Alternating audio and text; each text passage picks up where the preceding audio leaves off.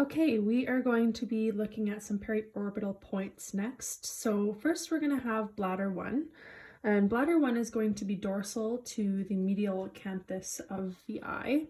So medial canthus is here, just dorsal is going to be our bladder 1 point. Bladder 2 is going to be directly dorsal to bladder 1. So we have bladder 1, directly dorsal is bladder 2.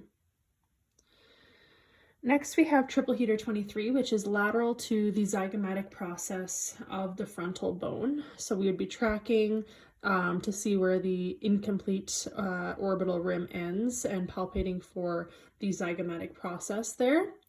And just lateral to that process is where we're going to have triple heater 23. Now we have GB20, gallbladder 1, which is directly dorsal to the frontal process of the zygomatic bone. So different bone, the zygomatic bone is going to be coming along this region here. And just dorsal to the frontal process, which we would feel as a small bony landmark, is where we would have our gallbladder 1.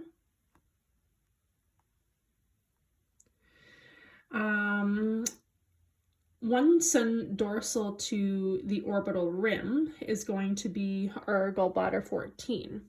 So the orbital rim is what we were using to palpate for triple heater 23 at the end of it, and one sun dorsal to our orbital rim is where we're going to have gallbladder 14, right about there. Now, more on the front of the face, we have yin tang, which is between the imagined eyebrows of our patient.